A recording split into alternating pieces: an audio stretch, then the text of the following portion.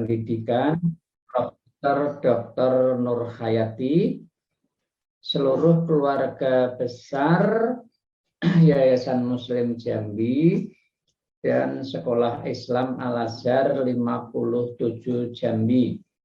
Alhamdulillah siang ini kita bisa bertemu lagi dalam keadaan sehat walafiat sehingga kita bisa melanjutkan kegiatan rutin kita, kajian Islami virtual. Tema yang diangkat untuk siang ini adalah puasa melatih berbagai kecerdasan, yaitu kecerdasan spiritual, kecerdasan emosional, dan kecerdasan intelektual. Tiga itu yang nanti akan kita bahas kaitannya dengan puasa Ramadan. Kita semua tahu bahwa puasa itu adalah ibadah yang bermula dengan tidak makan, tidak minum, dan tidak bercampur dengan pasangan hidup sejak terbit fajar hingga terbenamnya matahari. Dengan tidak makan dan tidak minum itu, seorang muslim yang berpuasa sebenarnya sedang meneladani Allah yang tidak makan dan tidak minum. Bahkan ini akan lebih sempurna lagi jika yang berpuasa itu memberi makan. Karena demikianlah antara lain Al-Quran memperkenalkan Allah. Sebagaimana yang disebut di surat Al-An'am ayat 14. Wa huwa yut'im wa la yut'am. Allah itu memberi makan dan tidak diberi makan. Jadi kita akan lebih sempurna kalau tidak sekedar meninggalkan makan minum, tapi juga memberi makan minum. Dalam arti yang lebih luas adalah kita memiliki komitmen dan kepedulian sosial. Kemudian dengan tidak melakukan hubungan seks, seorang yang berpuasa meneladani Allah yang ditegaskan di dalam Al-Quran surat Al-An'am ayat 101. Anna yakunu lahu walad walam takun lahu sohibah. Bagaimana Allah punya anak sementara dia tidak punya pasangan hidup. Jadi Allah tidak melakukan hubungan seks. Ini semua dilakukan oleh manusia sesuai kemampuannya yang ditentukan oleh Allah dalam konteks berpuasa selama sebulan penuh dari terbitnya fajar sampai dengan terbenamnya matahari. Jadi kita puasa itu sedang meneladani Allah di dalam sifat-sifatnya seperti yang sudah kita bahas pada pertemuan yang lalu. Kendati demikian, hanya kedua sifat itu yang digarisbawahi oleh ketetapan hukum puasa untuk diteladani. Namun kalau kita melihatnya dari segi substansinya, berpuasa seharusnya berakhir dengan terpantulnya semua sifat-sifat Allah yang 99 Asmaul Husna itu. Kecuali satu saja, yaitu sifat ketuhanan. Itu semua sifat-sifat itu terpantul dalam kepribadian seseorang. Karena berpuasa pada akhirnya adalah upaya meneladani Allah dalam sifat-sifatnya sesuai kemampuan manusia. Misalnya kita lihat beberapa sifat Allah ya. Kita ulang sedikit dari yang pernah kita sampaikan pada pertemuan yang lalu. Dengan sifat Ar-Rahman, pelimpah kasih kepada seluruh makhluk dalam kehidupan di dunia ini, yang berpuasa melatih dan memberi kasih kepada semua makhluk tanpa kecuali, baik yang mukmin maupun yang tidak mukmin. Dengan sifatnya Ar-Rahim, pelimpah rahmat di hari kemudian, yang berpuasa memberi kasih kepada saudara-saudara seiman, sambil meyakini bahwa tiada kebahagiaan kecuali bila rahmatnya di hari akhir dapat diraih oleh manusia. Dengan sifat Al-Qudus, Allah itu Maha Suci, yang berpuasa berusaha untuk menyucikan diri, lahir dan batin, serta mengembangkan diri, sehingga selalu berpenampilan indah, baik, dan benar. Sehingga dengan demikian, orang yang berpuasa itu meminimalisir atau bahkan tidak melakukan dosa sama sekali.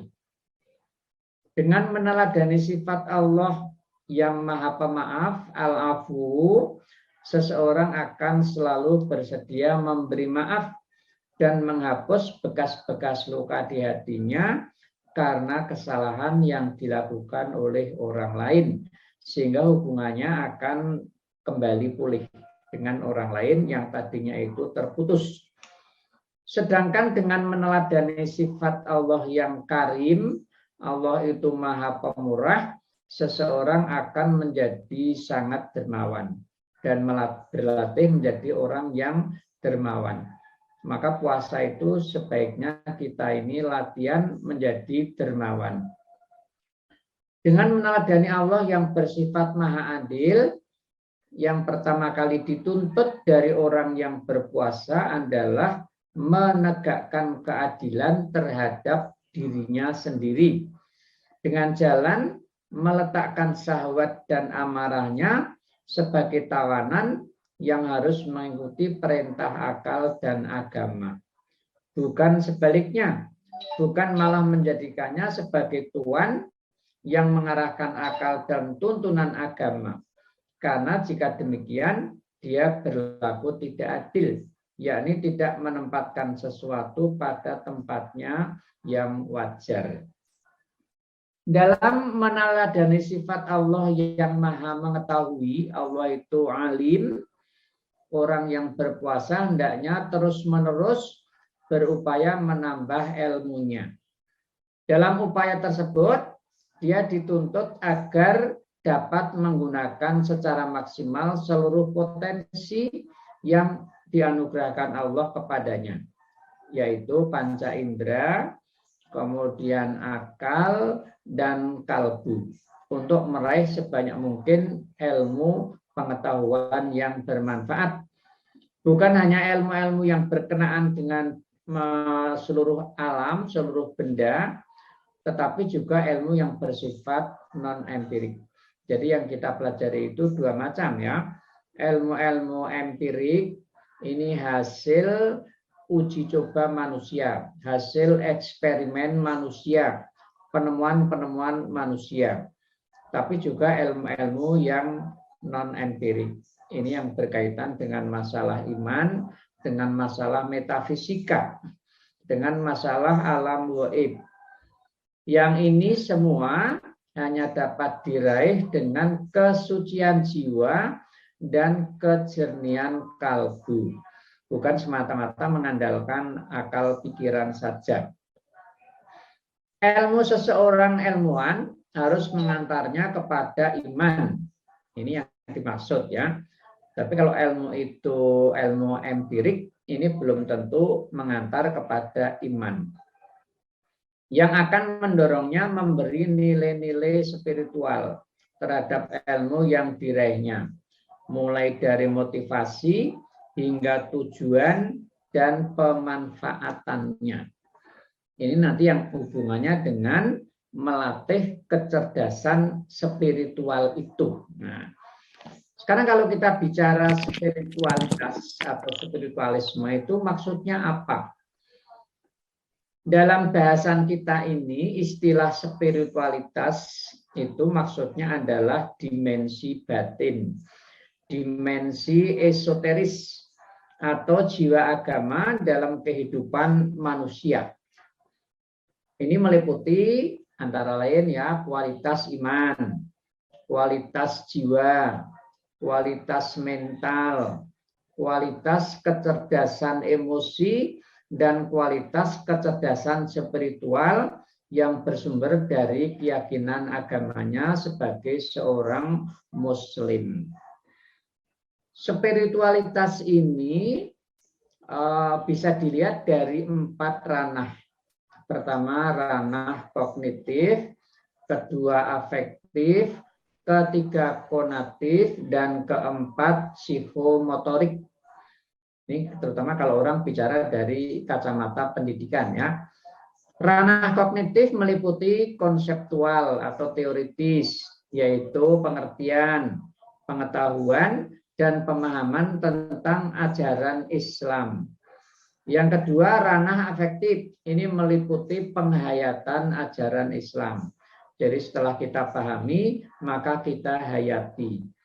Ranah konatif meliputi kebulatan tekad, kemauan, dorongan, dan motivasi yang kuat untuk melaksanakan konsep iman, kesucian jiwa, kesehatan mental, kecerdasan emosi, dan kecerdasan spiritual.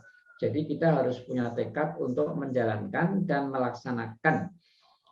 Dalam pada itu, ranah psikomotorik merupakan keterampilan menerapkan konsep iman, kesucian jiwa, kualitas mental, kualitas kecerdasan emosi, dan kualitas kecerdasan spiritual dalam tataran kehidupan praktis, yakni dalam personal komunikasi manusia secara vertikal dengan Allah Subhanahu wa Ta'ala, dan pada tataran interaksi sosialnya secara horizontal dengan sesama manusia. Nah, itu ya, ada 4 yang perlu kita pertimbangkan. Kecerdasan spiritual ini yang dilatih dengan puasa Ramadan, yang diasah dan diasuh dengan puasa Ramadan itu akan melahirkan kepekaan yang mendalam.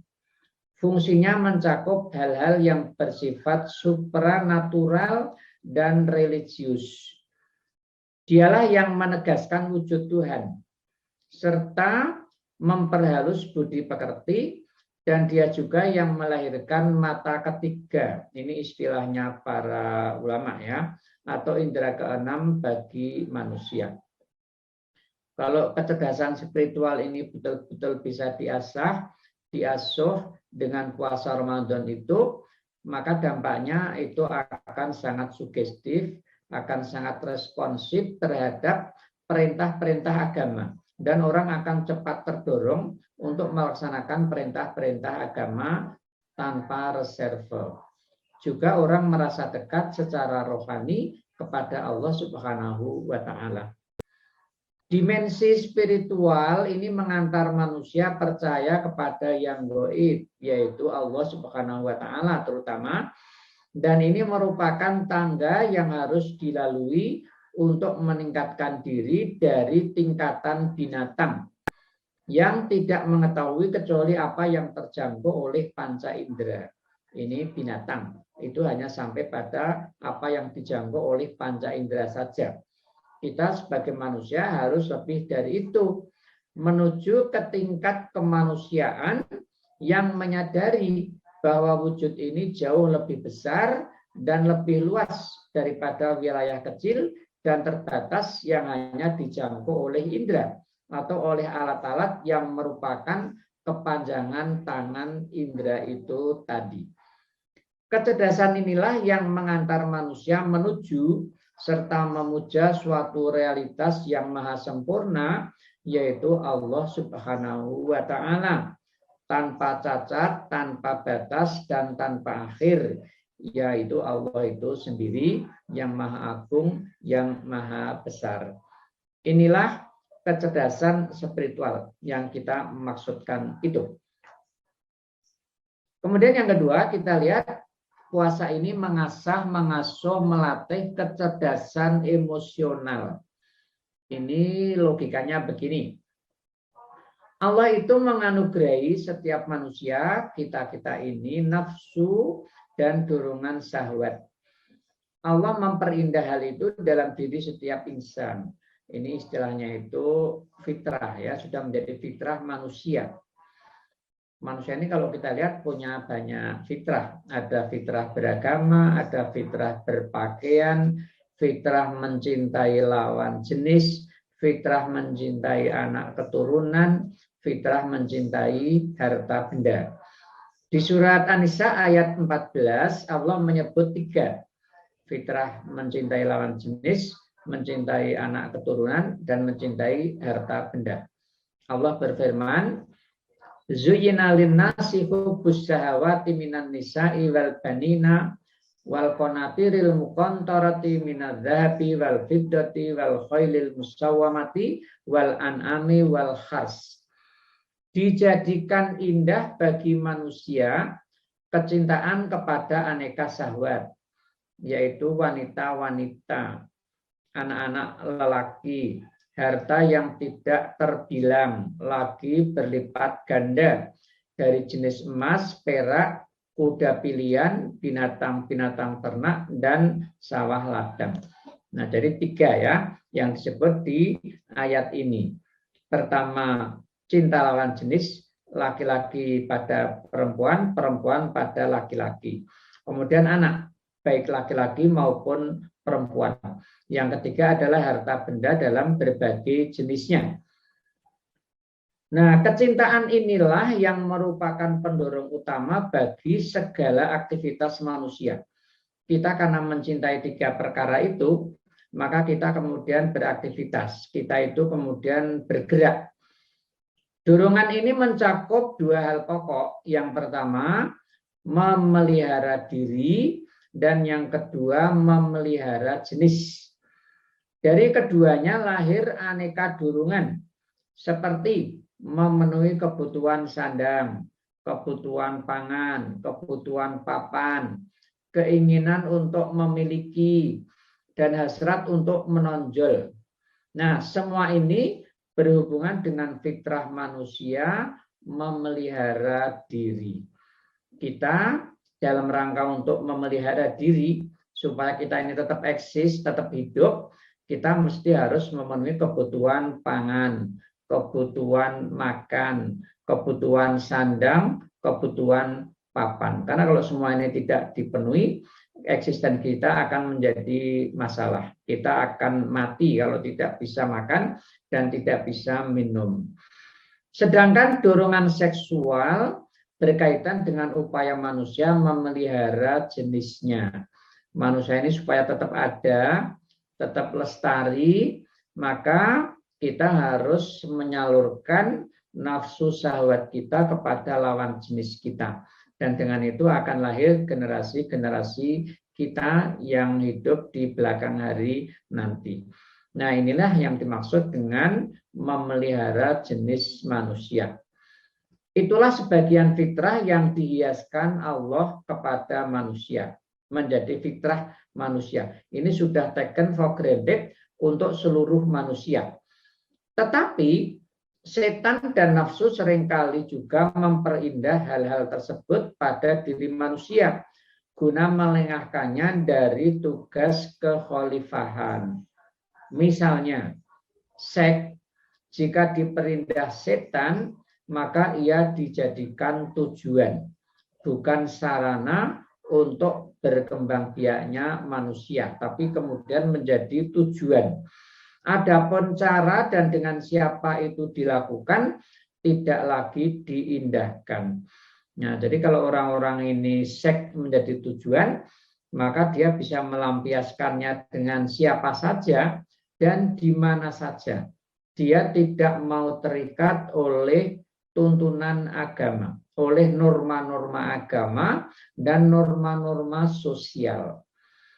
Kecintaan kepada anak jika diperindah setan, maka subjektivitas akan muncul.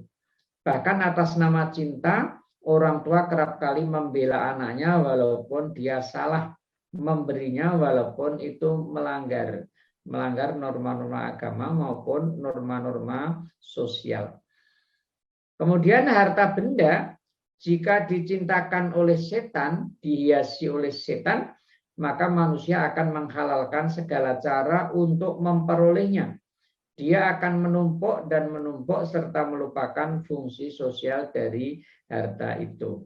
Sekarang kita juga banyak melihat ini fenomena orang tidak mengindahkan tuntunan agama untuk memperoleh harta benda. Semua aturan diterjang, yang penting apa yang dia mau itu tercapai. Nah, makanya puasa itu melatih hawa nafsu ini supaya kita berhenti pada tuntunan agama. Kita dari fajar sampai terbenam matahari tidak makan, tidak minum, tidak seks, tidak bertutur kata kotor, dan semua yang dilarang itu tadi. Latihan mengendalikan diri. Dan memang problem manusia itu sepanjang sejarah, baik yang klasik maupun yang modern, itu adalah dalam persoalan mengendalikan diri ini tadi. Orang kalau tidak bisa mengendalikan diri, maka dia akan melakukan pelanggaran dalam berbagai bentuknya. Dalam bidang hukum, dalam bidang ekonomi, dalam bidang sosial, dalam bidang keagamaan, dan lain-lain.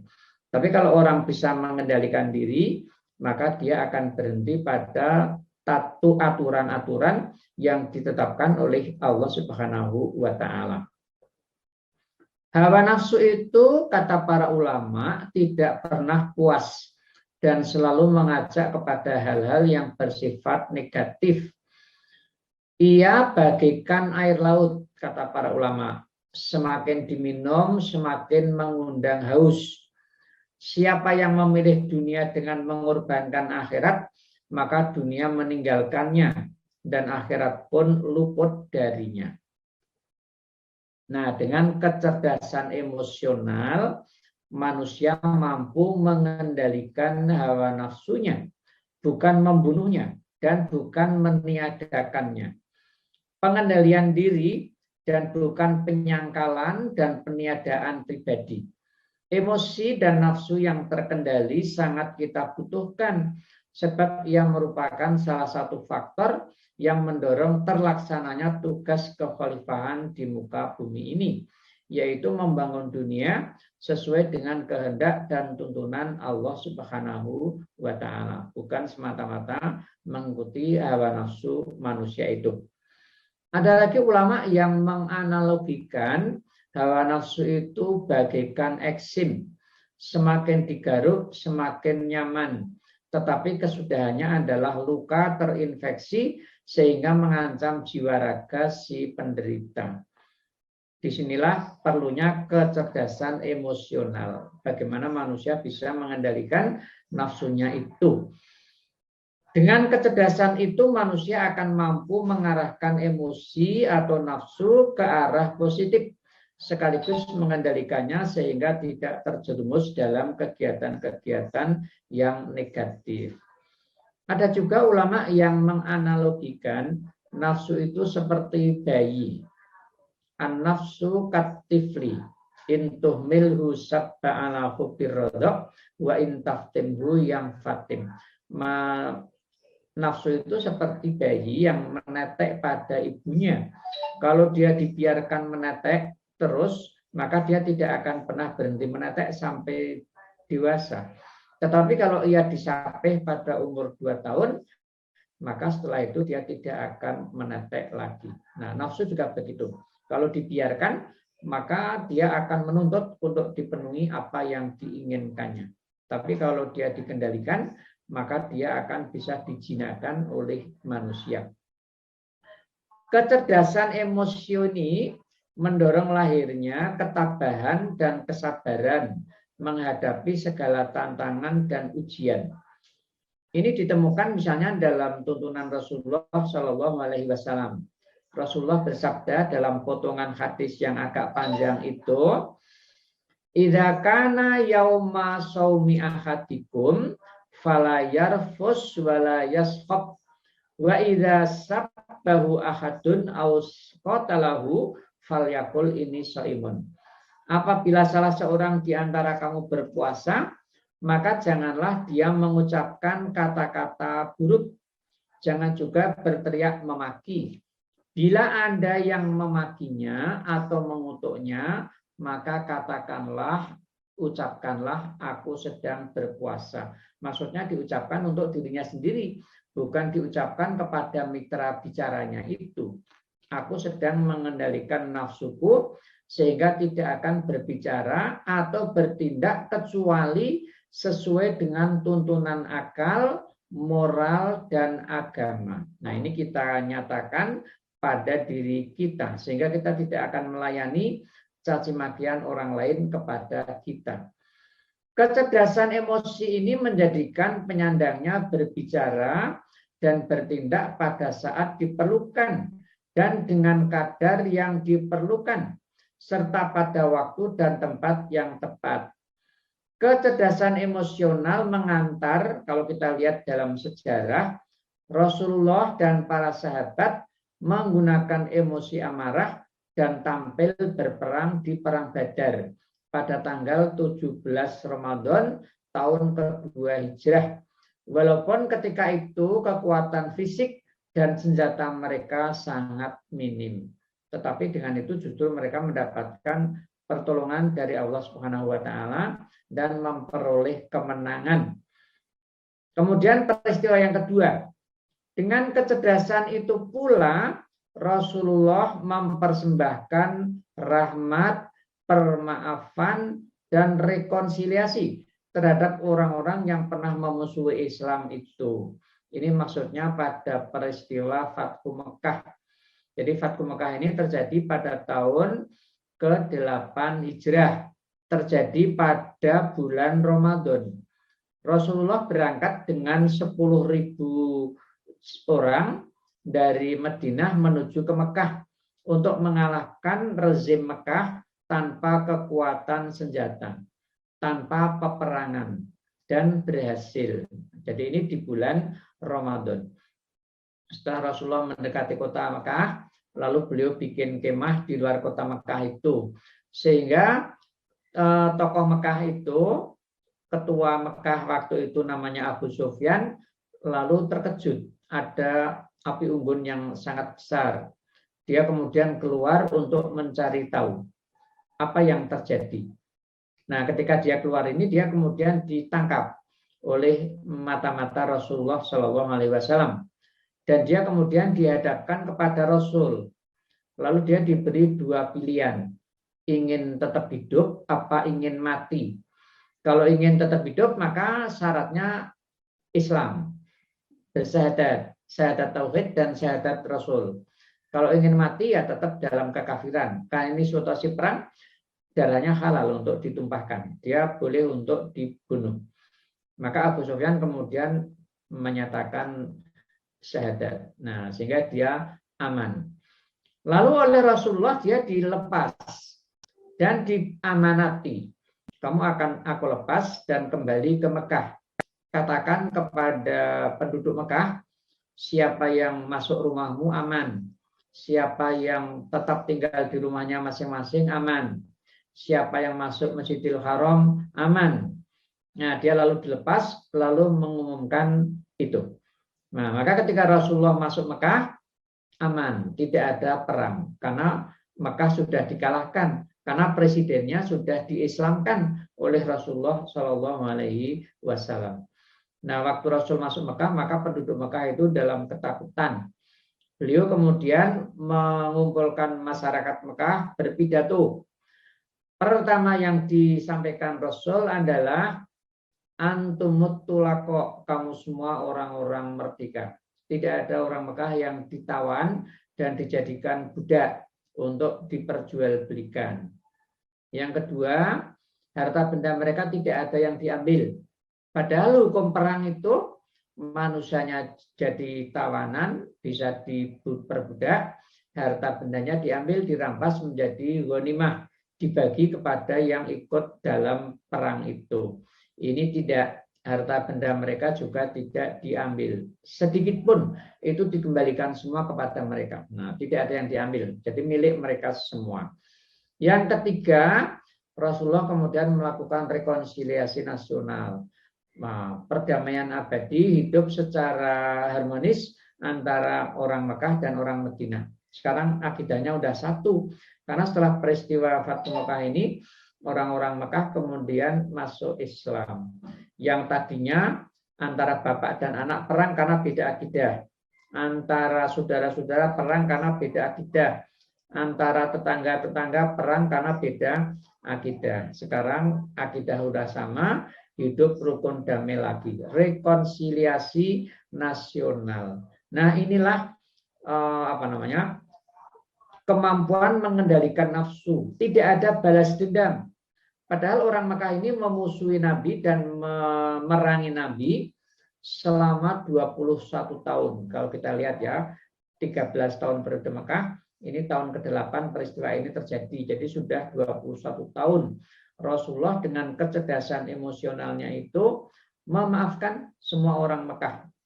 Mempersembahkan rahmat, pemaafan, dan rekonsiliasi. Nah, itu yang dimaksud.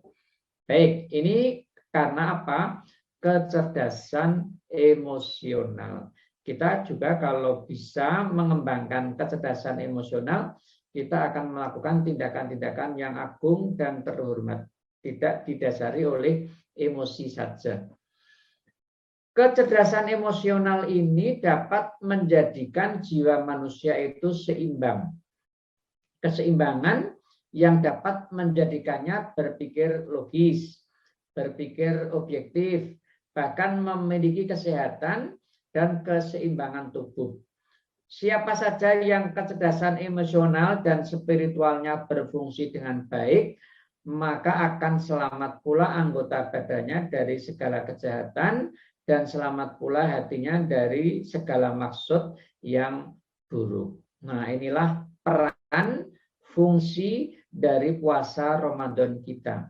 Mengasah, mengasuh, melatih kecerdasan emosional.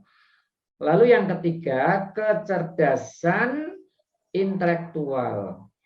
Kecerdasan ketiga yang kita butuhkan adalah kecerdasan intelektual. Kalau kita baca tulisan-tulisan yang ada tentang kecerdasan intelektual, itu apa maksudnya? Kecerdasan intelektual atau yang biasa disebut dengan IQ. Ini merupakan kecerdasan yang dibangun oleh otak kiri. Kecerdasan ini mencakup kecerdasan linier, matematik, dan logis sistematis. Kecerdasan ini menghasilkan pola pikir yang berdasarkan logika, tepat, akurat, dan dapat dipercaya. Orang dengan kecerdasan ini akan mampu memiliki analisis yang tajam dan memiliki kemampuan untuk menyusun strategi bisnis yang baik. Namun kecerdasan intelektual tidak melibatkan emosi dalam memproses informasi. Nah, itu ya pengertian dari kecerdasan intelektual. Tetapi jika kecerdasan intelektual ini tidak dibarengi dengan kedua kecerdasan yang sudah kita bahas, yaitu kecerdasan spiritual dan kecerdasan emosional, maka manusia, bahkan kemanusiaan seluruhnya, akan terjerumus ke dalam jurang kebinasaan. Karena manusia pinter, tetapi kolbunya mati.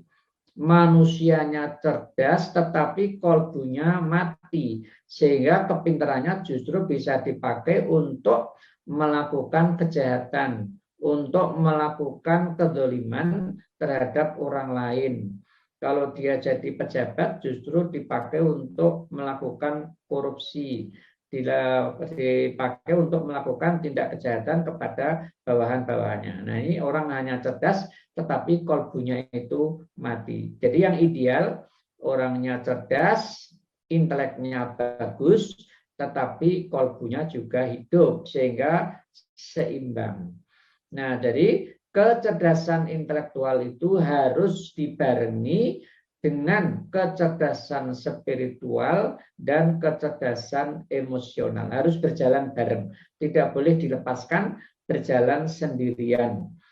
Istilahnya para ulama itu, ia akan menjadi seperti kepompong yang membakar dirinya sendiri karena kepintarannya tadi. Harus diingat bahwa kebodohan bukanlah sekedar lawan dari banyaknya pengetahuan. Karena bisa saja seseorang memiliki informasi yang banyak, tetapi apa yang diketahuinya tidak bermanfaat baginya. Makanya kita perlu melakukan pemilihan-pemilihan mana yang manfaat, mana yang tidak manfaat. Karena itu patut disimak pesan Luqman alaihi salam. Luqman itu yang namanya diabadikan di surat Luqman itu ya. Nasihatnya kepada anaknya. Anakku, tidak ada baiknya mempelajari apa yang belum engkau ketahui selama engkau belum memanfaatkan apa yang telah engkau ketahui. Ini seperti pengumpul kayu yang tak mampu memikulnya, tetapi dia menambah lagi kayu yang lain untuk dipikulnya, sehingga akhirnya dia tidak bisa memikul kayu itu tadi. Nah, jadi kecerdasan ini harus berjalan bareng dengan dua kecerdasan yang lain, tidak boleh berjalan sendiri, supaya kecerdasannya tidak membahayakan bagi dirinya sendiri dan bagi kemanusiaan. Nah, inilah 3 kecerdasan yang dilatih, diasah, dan diasuh dengan puasa Ramadan. Begitu saya kira materi kita hari ini. Saya kembalikan kepada moderator.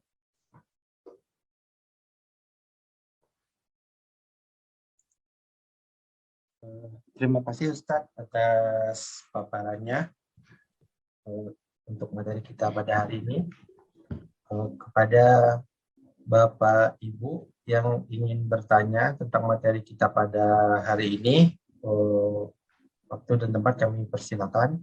Bisa mengaktifkan voice secara langsung atau melalui chat ataupun dengan menggunakan raise hand. Kepada Bapak dan Ibu yang ingin bertanya, kami persilakan.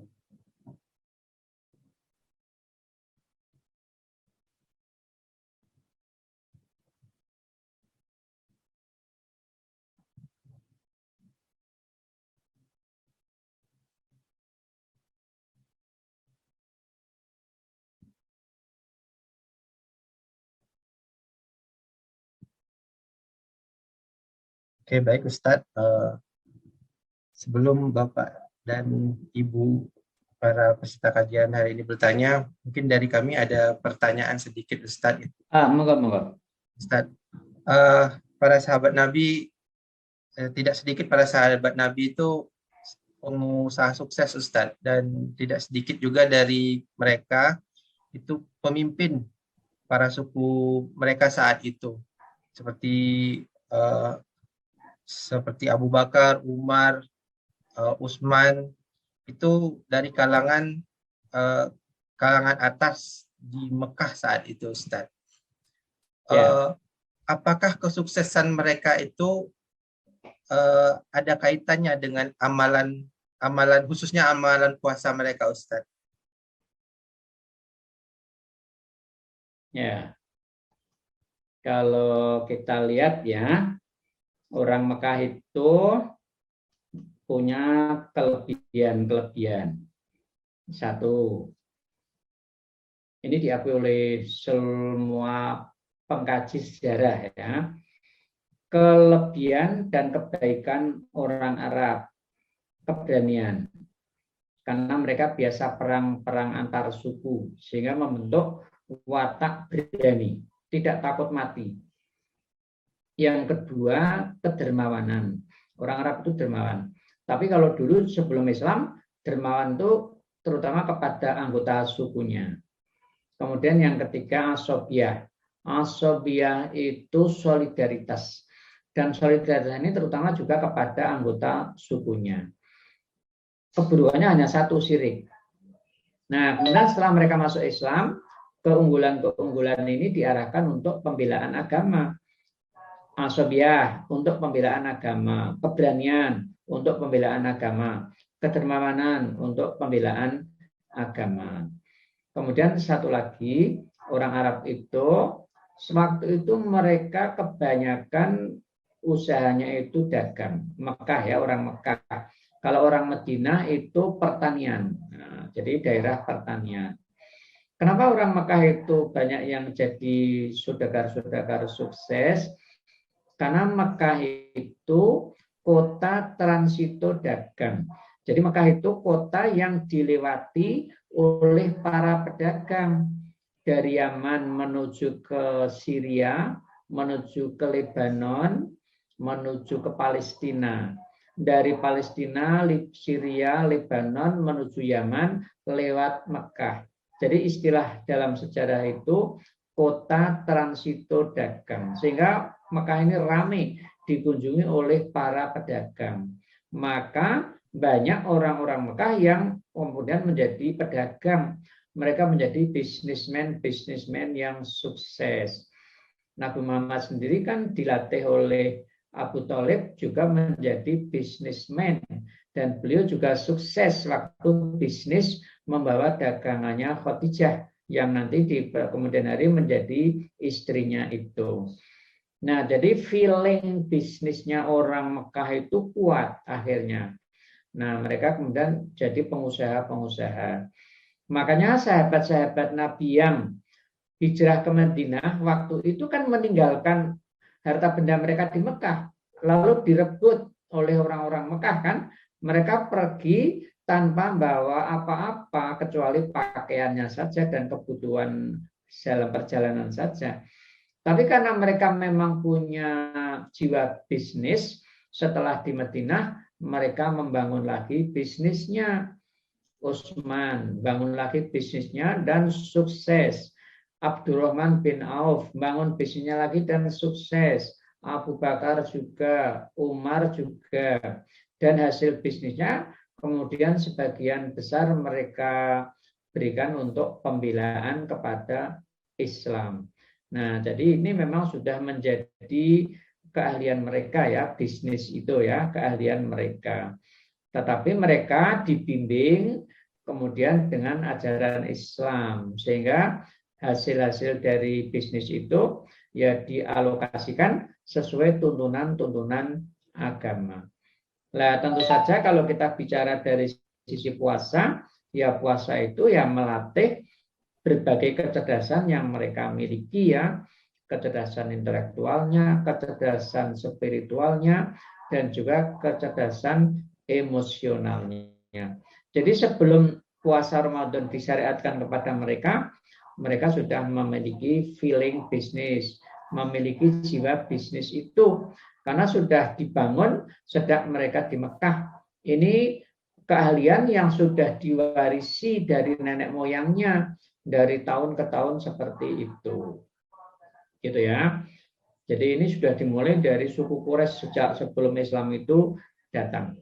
Jadi agama itu mengarahkan kepada mereka, bukan membentuk ya, bukan membentuk, mengarahkan supaya apa yang mereka lakukan itu sesuai dengan norma-norma agama. Gitu saya kira ya jawabannya. Baik, Ustaz. Berikut ada pertanyaan lagi Ustaz dari Bunda Khatimatul Husna. Ya. Assalamualaikum Ustaz, izin bertanya, tingkatan puasa yang seperti apa yang bisa melatih kecerdasan emotional question dan intelligent question, IQ atau dan IQ? Ya, sebelum ini kita sudah bicara 3 tingkatan puasa. Nah, tingkatan pertama ini namanya puasa awam. Puasa awam itu puasanya orang-orang yang hanya sekedar meninggalkan makan, minum, dan seks. Yang kedua puasanya khawas. Puasa khawas itu meninggalkan semua akhlak yang tercela. Jadi makan, minum, seks ditinggalkan dalam waktu-waktu tertentu itu, tetapi juga meninggalkan semua akhlak yang tercela, yang dilarang oleh agama. Yang ini bisa mengurangi esensi dari puasa yang dia lakukan. Yang ketiga, dengan puasa itu hanya fokus ingatannya kepada Allah Subhanahu wa Ta'ala. Ini puasanya para nabi dan para wali. Nah, dari 3 ini sebenarnya semua tingkatan bisa mengasah dan mengasuh IQ dan kecerdasan itu. Hanya mungkin dampaknya yang berbeda-beda. Jadi persentase keberhasilannya untuk melatih, mengasah dan mengasuh berbagai kecerdasan itu berbeda-beda saja itu ya, tingkatnya seperti itu. Tapi semuanya bisa. Orang walaupun hanya puasa meninggalkan makan, minum, dan seks, ini sudah bisa mengasah, mengasuh, melatih kecerdasan emosional. Kan dia sudah bisa mengendalikan emosinya kan, nafsu makan, nafsu seks, nafsu syahwat, dan lain-lain itu bisa dikendalikan. Nah, gitu ya. Jadi semuanya itu bisa, hanya mungkin tingkat kedalamannya saja yang berbeda-beda. Jadi semua punya. Dan kalau kita lihat ya, mayoritas umat Islam itu mungkin puasanya masih pada level yang pertama itu, meninggalkan makan, minum, dan seks. Karena pemahaman tentang puasa ini kan juga tidak merata di semua level umat Islam itu tadi. Tapi walaupun begitu, ini dampaknya sudah bagus ya di dalam mengasah, melatih, dan mengasuh berbagai kecerdasan tadi itu. Nah, kalau kecerdasan IQ ini terutama dibangun karena orang yang puasa itu meneladani Allah dalam sifat alim itu. Allah Maha Tahu. Makanya kita harus meneladani Allah di sini. Maka kita harus mengembangkan daya-daya yang kita miliki ya, daya akal, panca indera, dan daya kolbu ini untuk menambah ilmu pengetahuan, baik yang empiris maupun yang non-empiris. Nah, yang non-empiris itu berkaitan dengan alam gaib, berkaitan dengan Allah, surga, neraka, dan sebagainya. Yang ini hanya bisa diraih dengan kesucian jiwa, kebersihan hati. Nah, ini ya yang paling banyak mengasah IQ ya yang di sini. Tetapi tadi kita sampaikan ini harus dibarengi dengan dua kecerdasan yang lain, yaitu kecerdasan spiritual dan kecerdasan emosional. Tidak boleh berdiri sendiri. Nah, itu yang dimaksud. Kalau berdiri sendiri malah membahayakan, karena kepintarannya justru dipakai untuk melakukan kejahatan kepada kemanusiaan, kepada orang lain. Baik, saya kira begitu.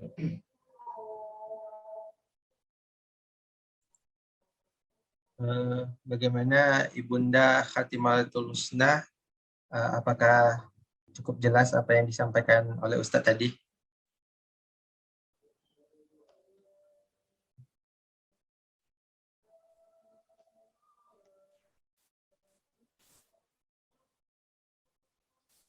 Jelas, sudah ditulis itu. Oh, ya.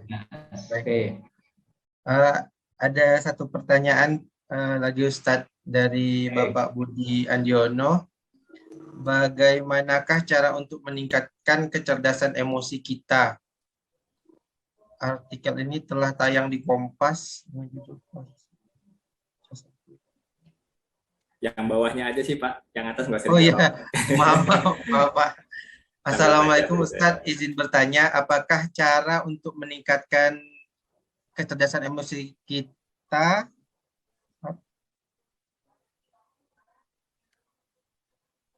Bagaimanakah cara untuk meningkatkan kecerdasan emosi kita, Ustadz? Baik. Jadi tadi kita sudah sampaikan bahwa manusia itu punya yang namanya syahwat. Ya, syahwat. Tadi di surat Ali Imran ayat 14, fitrah manusia itu ada 3 ya. Naluri mencintai lawan jenis, yang kedua naluri mencintai anak keturunan, yang ketiga naluri mencintai harta benda. Nah, naluri-naluri inilah yang mendorong manusia itu beraktivitas, melakukan kegiatan-kegiatan yang tujuannya ada 2, memelihara diri dan memelihara jenis. Tetapi kalau ini tidak dibarengi dengan nilai-nilai agama, maka manusia akan melampiaskannya tanpa kendali. Itu dalam bahasa agama kan manusia dihiasi oleh setan, diperindah oleh setan.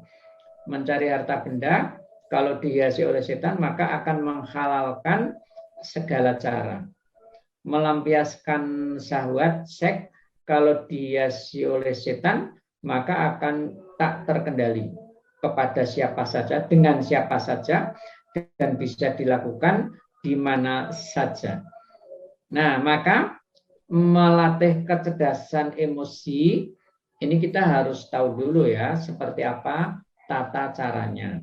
Kita mesti berhenti pada tuntunan-tuntunan agama.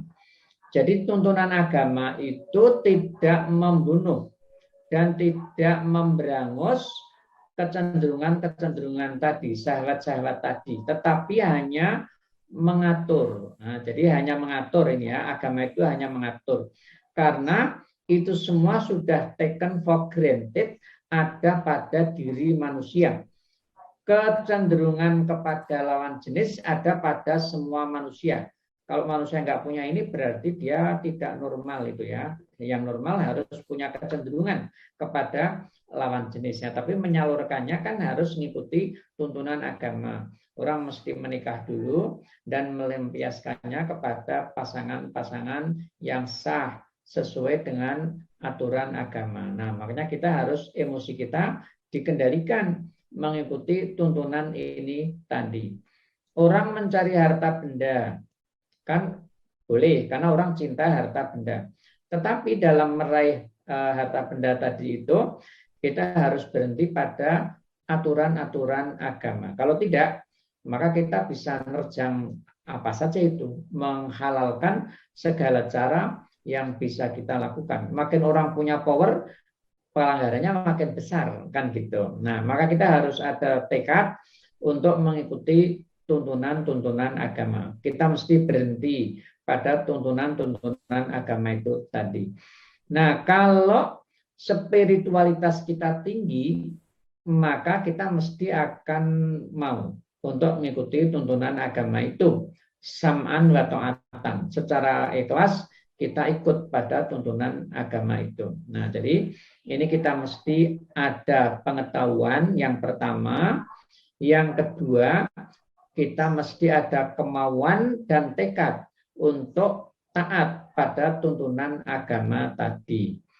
Maka untuk melatih ketaatan-ketaatan itu disyariatkanlah puasa. Nah, dengan puasa maka kita dilatih toh, ini baru pada tahap latihan mengasah dan mengasuh itu. Jadi dua hal harus kita miliki.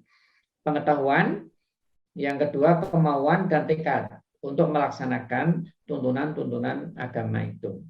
Nah, ini wilayah kita untuk belajar ini kan luas ya, jadi banyak. Makin tinggi belajarnya kita makin mendalam itu apa yang kita ketahui dari tuntunan-tuntunan itu tadi. Itu saya kira Pak Budi ya, melatih kecerdasan emosi tadi itu. Terima kasih Ustaz. Sama.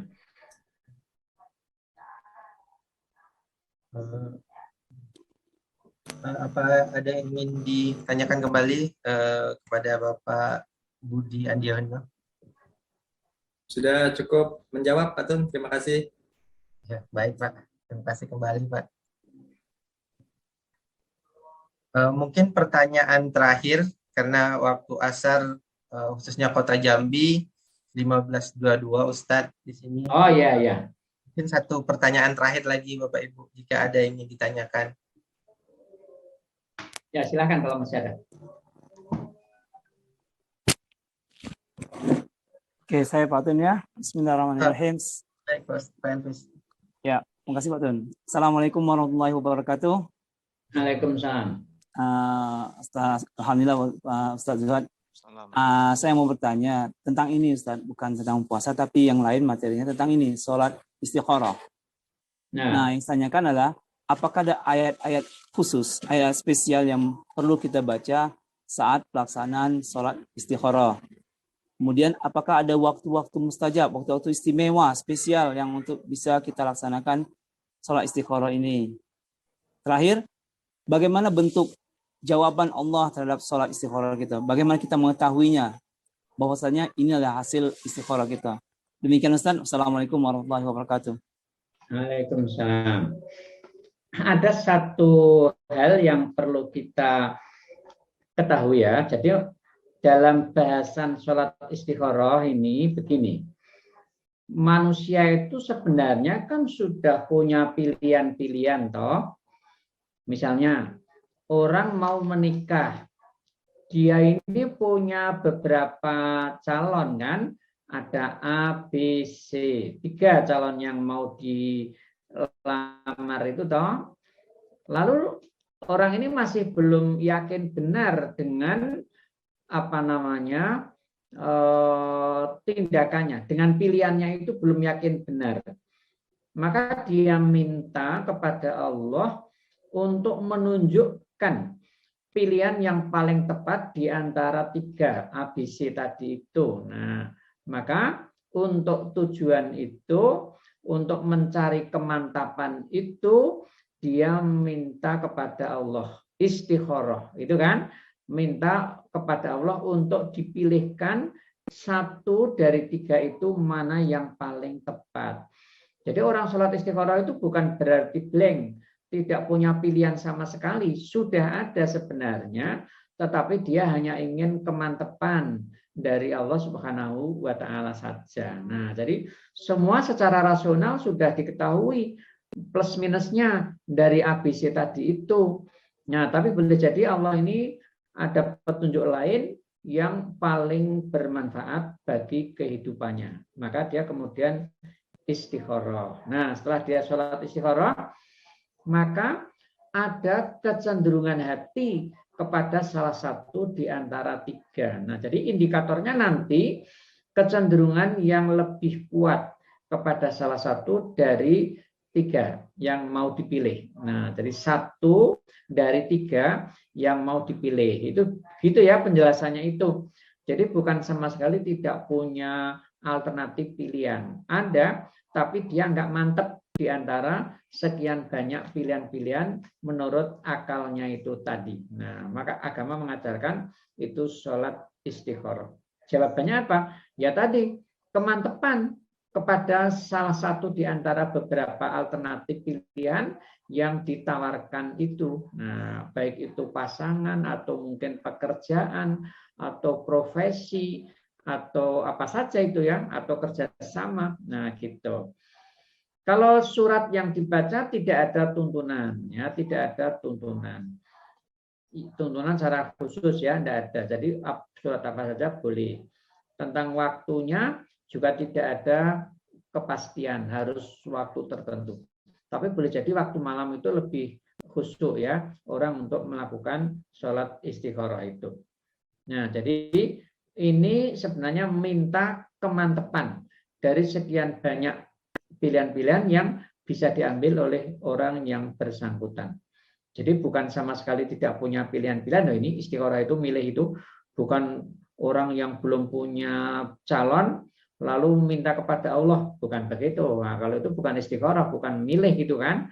Nah, gitu. Jadi sudah ada pilihan, tapi ada sekian banyak yang mau dipilih, lalu dia minta dipilihkan Allah mana yang paling baik di antara sekian banyak tadi itu. Gitu ya, saya kira. Ini tulisan ulama-ulama dulu begitu. Nah, gitu. Gimana Pak Tun?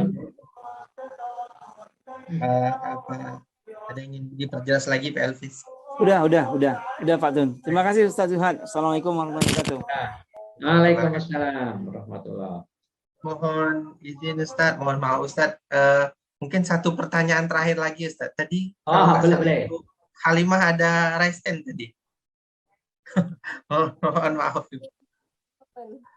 Ya, kepada Bu Halimah, waktu tempat kami persilakan. Ya, Assalamualaikum warahmatullahi wabarakatuh. Terima kasih atas kesempatannya. Menarik sekali Ustadz tentang kajiannya, yaitu tentang melatih berbagai kecerdasan spiritual, emosi, dan intelektual melalui puasa. Namun kita juga tidak tahu banyak juga yang tidak berpuasa, dan banyak juga berita-berita tentang pergaulan bebas, seks bebas, perselingkuhan, dan sebagainya, tentang tidak bisanya menahan emosi dari seks.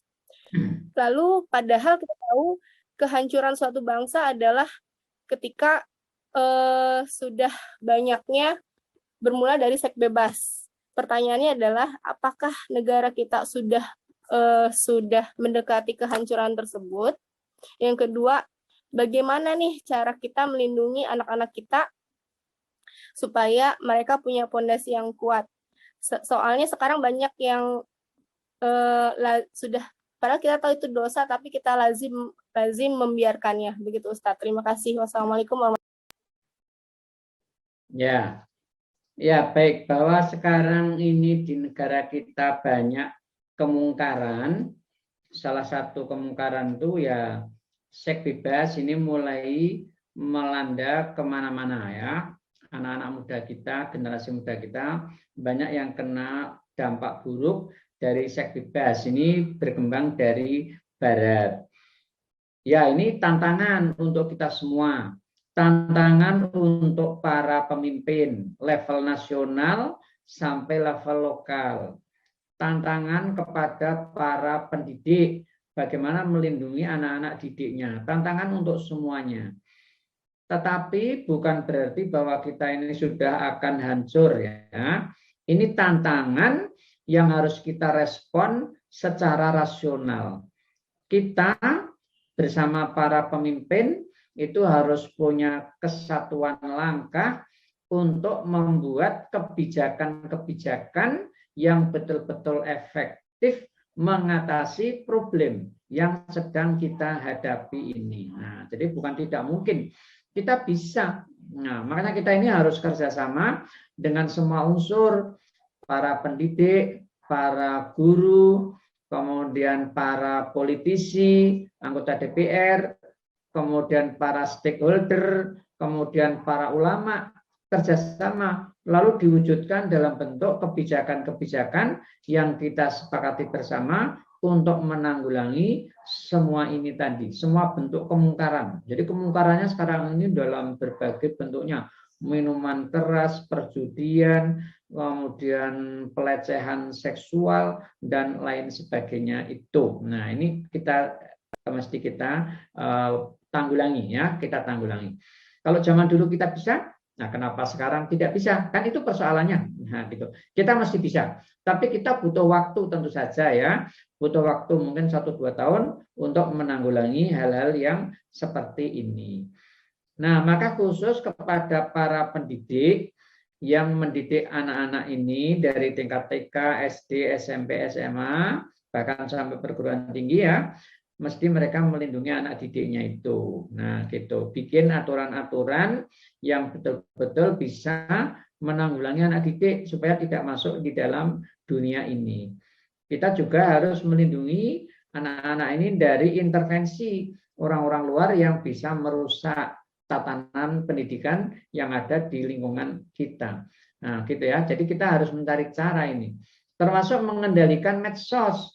Bagaimana anak-anak ini supaya tidak terlalu gandrung kepada medsos yang menyimpang.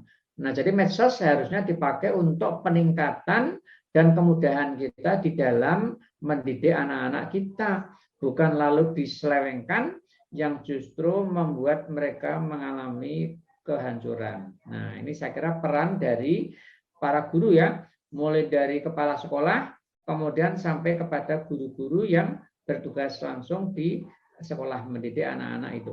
Nah, ini tantangan yang bisa kita atasi. Nah, jadi kita harus yakin bahwa kita bisa mengatasi.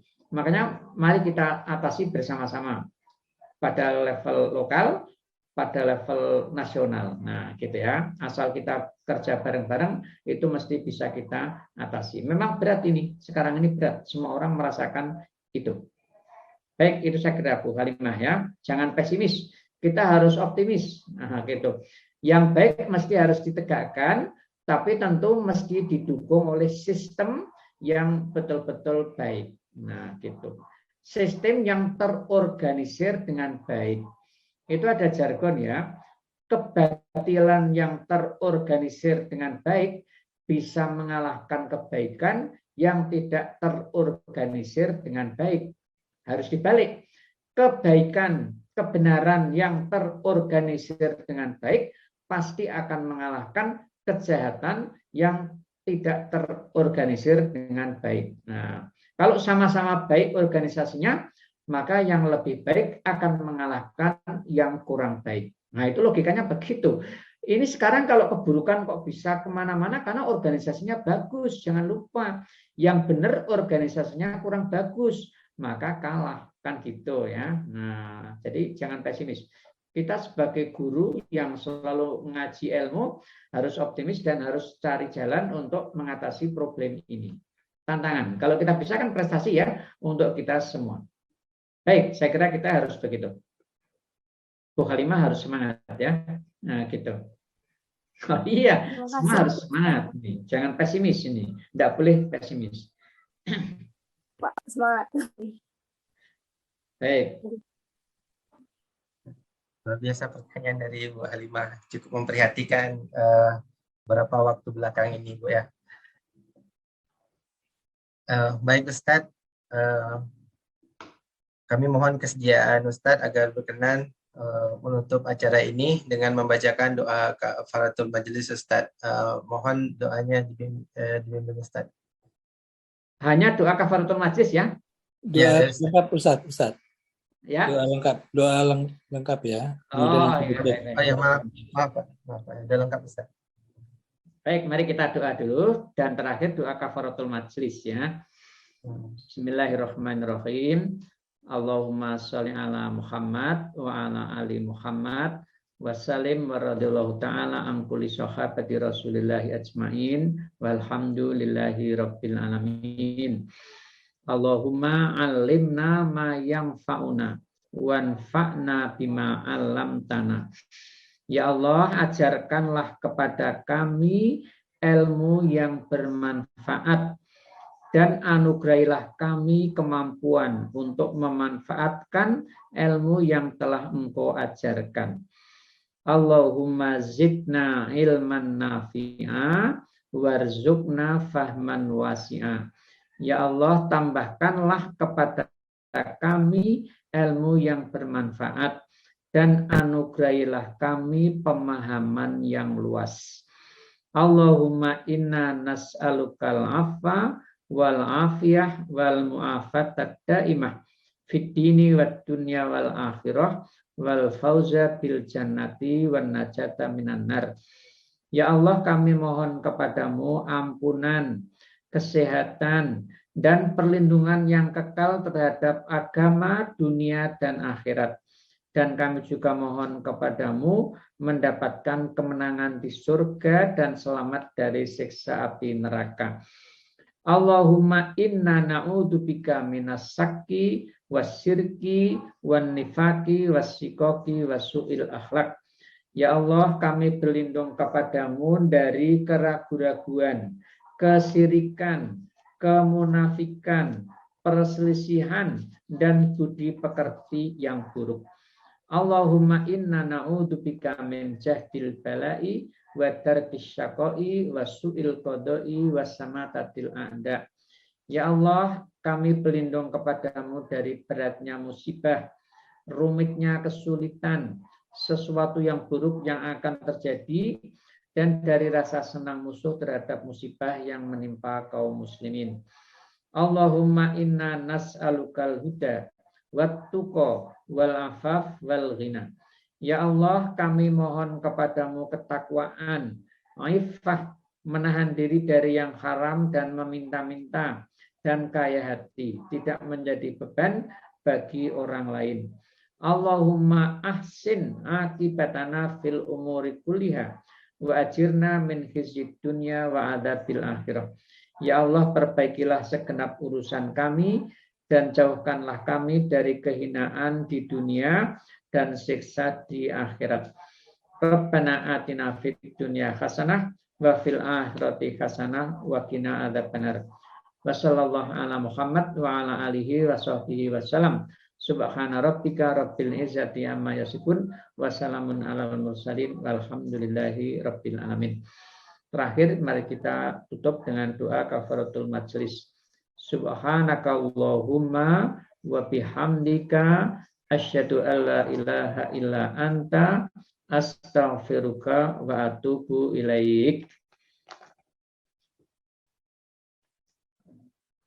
Terima kasih Ustaz. Jazakallahu khair Ustaz atas ilmu dan waktu yang telah diluangkan bersama kami. Kami juga mengucapkan terima kasih kepada Bapak Ibu yang telah hadir pada kesempatan kali ini. Semoga menjadi semoga jadi amal pahala untuk kita semua, dan saya akhiri wabillahi taufiq wal hidayah. Assalamualaikum warahmatullahi wabarakatuh.